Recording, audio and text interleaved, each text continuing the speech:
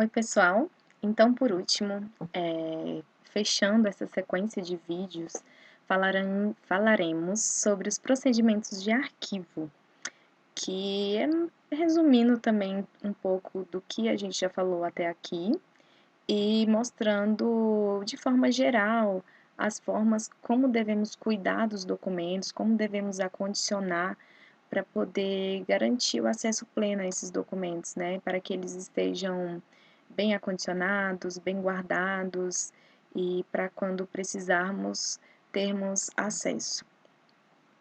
E a organização dos arquivos, dos documentos das unidades, como já vimos, envolve primeiro a classificação dos documentos, logo após temos também que ter ordenação, conforme o método adotado pela unidade, a identificação da fase que se encontra esses documentos, se ele está em fase corrente, se está em fase intermediária ou permanente, o armazenamento dos documentos que já cumpriram o prazo de guarda na fase corrente, em caixa arquivo ou de papelão, identificação das caixas arquivo com um espelho padrão que o arquivo central fornece, e a elaboração das listagens de transferência, para que esses documentos sejam transferidos ao arquivo central.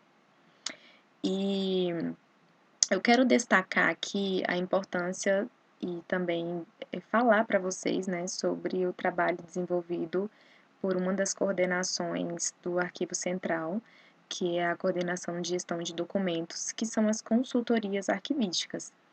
Então, caso o seu setor tenha uma massa documental acumulada, tenha documentos acumulados por lá, você pode entrar em contato com o Arquivo Central, com a Coordenação de Gestão de Documentos e solicitar uma consultoria arquivística para que arquivistas façam uma reunião, irão até o setor de vocês, analisarem essa documentação e assim ajudar, né, auxiliar, ali orientar em relação à organização desses documentos.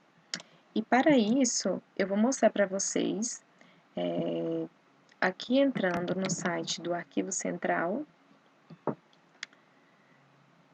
temos uma carta de serviço e logo aqui temos o chamado consultorias arquivísticas. Então, para maiores informações, caso você se identificou com essa problemática, né, de ter documentos acumulados aí no seu setor de trabalho, você pode dar uma olhada aqui no site, ver as orientações para fazer essa demanda, né, de serviço, para que possamos auxiliar vocês nessa organização desses documentos. Voltando aqui para a nossa aula,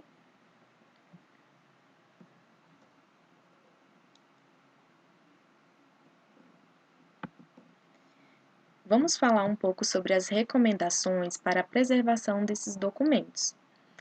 Então, manter os documentos em local arejado e limpo, livre de poeira, de calor, de umidade, longe de alimentos que possam atrair insetos e fungos. Então, é legal a gente manter sempre esses documentos aí em um bom lugar, que não pegue poeira e que também seja longe de alimentos, para que a gente, por exemplo, não possa ter uma mancha de café ou uma mancha de gordura de algum alimento nesses documentos. Acondicionar adequadamente os documentos, recomenda-se o uso de caixas arquivos de papelão, que é a que a gente utiliza na universidade como um todo. Não utilizar barbantes ou elásticos que cortem e danifiquem os documentos ou as embalagens onde esses documentos estão acondicionados. Substituir por cadastros de algodão. E nesse caso, principalmente os elásticos são bem problemáticos, porque eu não sei se vocês já viram, mas quando fica um elástico muito tempo em contato com um papel, ele acaba derretendo e ficando de dificílima remoção e causando uma mancha nesse documento. Então, se a gente imaginar que esse documento é um documento de guarda permanente, por exemplo, pode ser um problema, né? Porque ali naquela mancha a gente, por exemplo, pode perder alguma informação do documento. Então, é interessante se atentar a esse detalhe. Utilizar preferencialmente pastas com prendedores e hastes plásticas, porque os fixadores de metal eles sempre enferrujam e também trazem mancha a esses documentos. Usar embalagem de tamanho maior que os documentos para não dobrar ou amassar. A gente aconselha usar as capas de processos, caso o seu setor ainda tenha capas de processos, né? Hoje a gente não produz mais processo físico, mas caso tenha essas capas, é interessante utilizá-las para guardar os documentos, porque elas são maiores, né, do que uma folha A4 e acaba guardando bem direitinho o documento. Não acondicionar documentos acima da capacidade da pasta ou da caixa, porque isso acaba amassando e dificultando até mesmo localizar quando a gente precisa buscar a informação de algum documento. Recomendações ainda para a preservação dos documentos. Evitar o uso de grampeador, porque assim como as hastes de metal que prendem os processos, eles acabam enferrujando, né? E isso traz um problema. Manter o uso de clipes de metal em contato direto com o papel, evitar o uso de clipes de metal em contato direto com o papel, utilizar sempre de preferência os clipes de plástico, por aquela mesma questão de enferrujar também. Furar os documentos apenas quando necessário, para que o documento não tenha um excesso de furos, tanto de grampeador quanto de perfurador. Não usar as fitas adesivas diretamente sobre o documento, porque assim como a questão dos elásticos, essa fita também causa manchas no documento, né? Ela perde a cola, perde a aderência, mas deixa ali uma mancha no documento, que nem sempre a gente consegue recuperar. Tomar cuidado ao retirar o documento de uma pasta, de uma caixa ou estante, para não rasgar ou danificar as lombadas ou mesmo a capa desse documento. Ao consultar o documento, não apoiar nele com mão ou cotovelo, para evitar, né, que amasse, evitar também que nossa mão esteja suja e traga fragilidade a esse documento. Não dobrar, evitar ao máximo mesmo, gente, não dobrar o documento, principalmente dobrar ao meio, né? Eu já vi muito isso, porque isso acaba desgastando a folha e fazendo com que facilite o rasgo, né? E falando especificamente agora da organização e do acondicionamento desses documentos para enviar ao ACE. Então, esses documentos, como eu falei para vocês antes, a coordenação de gestão de documentos que dá essas orientações, quando vocês acionam esse serviço, né, de consultoria arquivística, eles que irão dar todos esses passos, essas informações, eles irão orientar. Então, aqui a gente fala de uma forma geral para vocês entenderem como funciona. Então, os documentos eles deverão estar previamente acondicionados em caixa arquivo. Deve-se evitar misturar documentos com classificações diferentes dentro de uma mesma caixa, porque isso dificulta o procedimento de eliminação e recolhimento de documentos.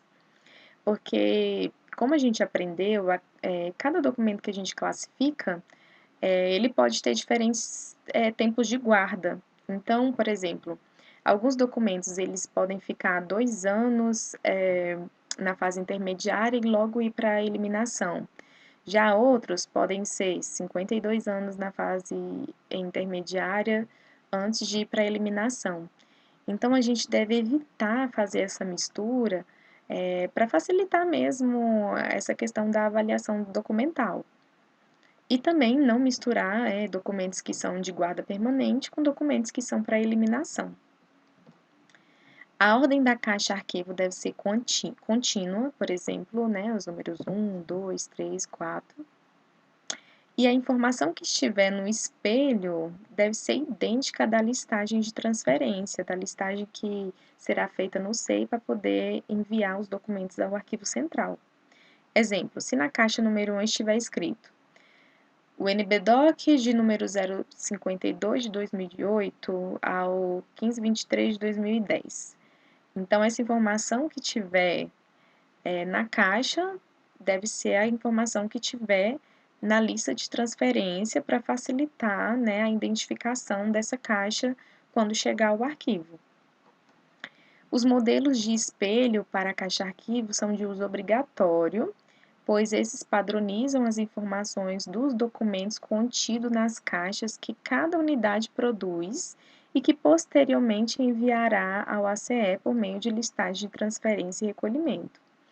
Esse modelo de espelho também é o arquivo central que fornece, então ele é um espelho padronizado, né, para ficar tudo organizadinho, tudo bonitinho.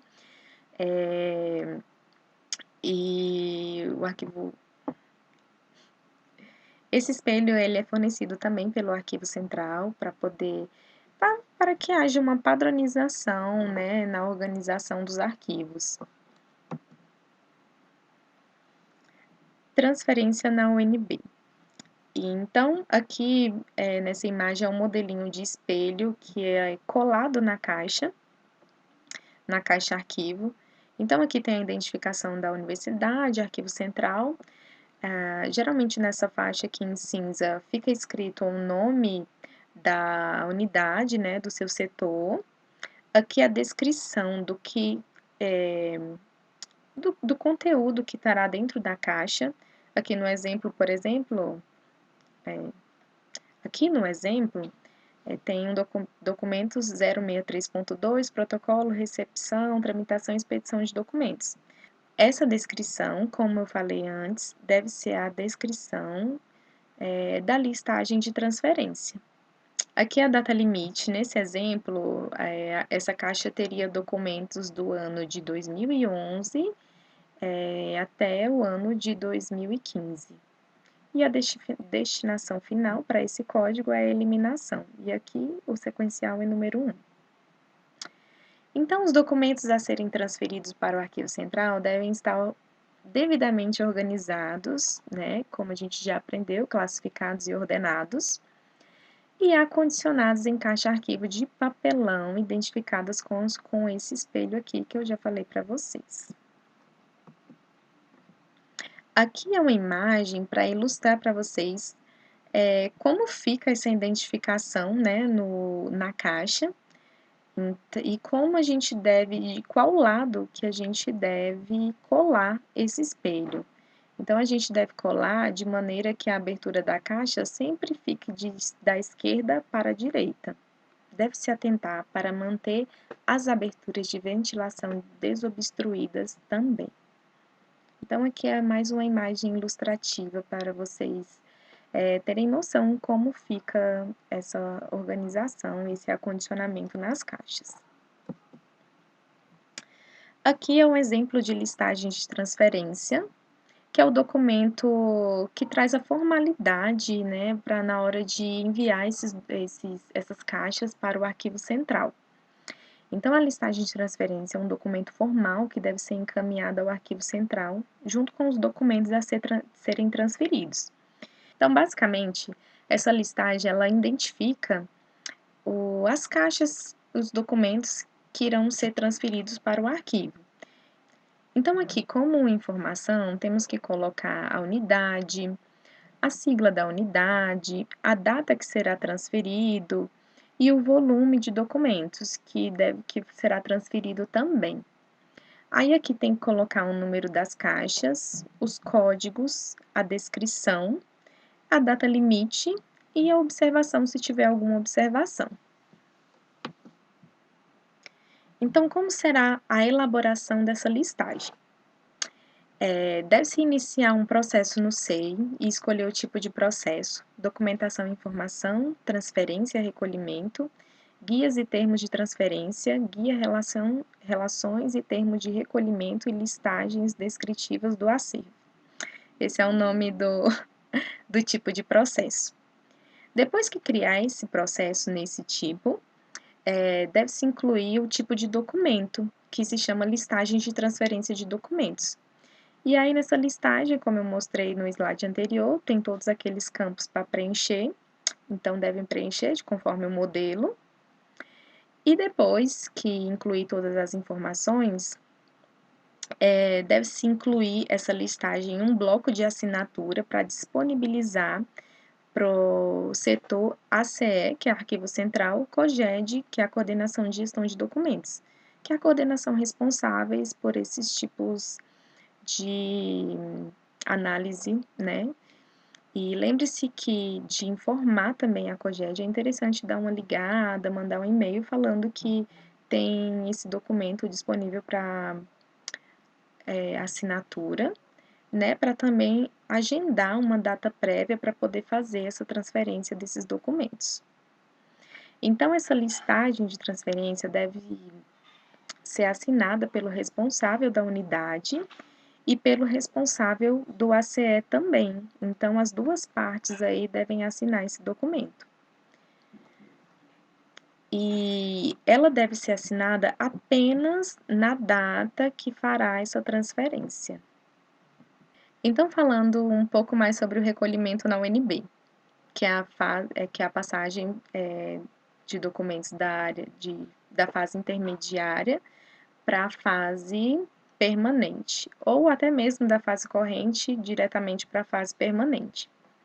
Então, entende-se por recolhimento o conjunto de procedimentos relacionados à entrada dos documentos de arquivo de caráter permanente no arquivo central, respeitando as formalidades e os requisitos necessários. Então, esses documentos devem já ter sido, né, classificados, avaliados e também a elaboração de uma listagem de recolhimento. Essa listagem de recolhimento, ela é feita pela Coordenação de Gestão de Documentos, quando esses documentos são encaminhados ao arquivo central. Então, é assim, os documentos são encaminhados ao arquivo central, e aí, caso haja identificação de documentos de guarda permanente, a Coordenação de Gestão de Documentos fará uma listagem de recolhimento e encaminhará a coordenação de arquivo permanente do ACE, do Arquivo Central, para que essa coordenação de arquivo permanente possa fazer a guarda desses documentos. Em alguns casos específicos, poderá ser realizado o recolhimento dos documentos das unidades para o arquivo permanente, aí conforme a orientação do ACE. E agora, falando um pouco sobre eliminação de documentos, aqui a gente vai dar um parecer geral para vocês, para mostrar um pouco de como é burocrático e como é importante se atentar a essa questão da eliminação dos documentos. Então, a eliminação indiscriminada de documentos é passível de punição, como previsto no artigo 25 da Lei 8.159 de 91, que é a Lei dos Arquivos. Então, ficará sujeito à responsabilidade penal, civil e administrativa, na forma da legislação em vigor, aquele que desfigurar ou destruir documentos de valor permanente, ou considerado como de interesse público e social. Então, gente, a eliminação, quero alertar para vocês aqui que a eliminação de documentos é algo muito sério. Então, a gente não deve eliminar documentos de forma demasiada. Só quem pode fazer essa eliminação é o Arquivo Central, é o setor que é responsável, né, por fazer essa eliminação de documentos. E depois de ter feito todos os trâmites, visto que esses documentos já cumpriram sua fase e foram avaliados como passíveis de eliminação. Então, a eliminação de documentos consiste na destruição desses documentos que já cumpriram seus prazos de guarda permanente. A eliminação de documentos consiste na destruição de documentos que já cumpriram seus prazos de guarda determinados pela tabela de temporalidade, de área fim e de área meio em vigor. Ela só pode ser realizada por autoridade competente segundo os critérios e procedimentos estabelecidos. E o órgão responsável na UNB por fazer essa eliminação de documentos, como já falei para vocês, é o Arquivo Central. Aqui eu mostro para vocês essa imagem só para esclarecer o quanto que é burocrático essa questão da eliminação dos documentos. Então, eu vou falar para vocês um pouco como funciona. Primeiro, é feita uma reunião e selecionados os documentos que que irão para a listagem de eliminação. Essa reunião é feita pela Comissão Permanente de Avaliação, que se chama CEPAD. Depois disso, coleta-se assinaturas para a seleção desses documentos, e a assinatura tem que ter a assinatura da pessoa responsável pelo setor, o presidente da CEPAD e também tem que ter a assinatura do reitor. Depois, abre-se um processo na UNB, que é autuado no protocolo. Essa listagem ela é enviada para o Arquivo Nacional. Depois disso, depois que o Arquivo Nacional autoriza, né, depois que o Arquivo Nacional autoriza essa eliminação, é publicado no Diário Oficial a data, o edital de ciência de eliminação. É mais ou menos para mostrar para a população que haverá tais documentos que serão eliminados. Após 30 dias de publicação, os arquivos serão encaminhados para a fragmentação. Depois de fragmentados, é necessário ter um termo de eliminação que será elaborado pelo Arquivo Central e esse processo se torna público dentro do site da universidade. Então, aqui é para vocês terem uma noção de como é burocrático essa questão da eliminação dos documentos. Vou ressaltar uma observação para vocês, que no ano de 2020 houve a publicação de uma resolução, que é a resolução número 44 do Conselho Nacional de Arquivos, que prevê a autorização para a eliminação dos documentos, no caso da UNB, pelo Arquivo Nacional. Só que isso ainda está em análise, né, pela Comissão Permanente de Avaliação dos Documentos, e talvez será aplicada nas próximas eliminações, tá bom? Então é isso, ficamos por aqui, acabando essa bateria de vídeos. Queria agradecer a atenção de vocês e falar que em caso de dúvidas, eu estou disponível, podem falar comigo no fórum de dúvidas ou mandar um e-mail, que eu estarei disponível para sanar as dúvidas de vocês. Então, até mais, é isso. Um abraço.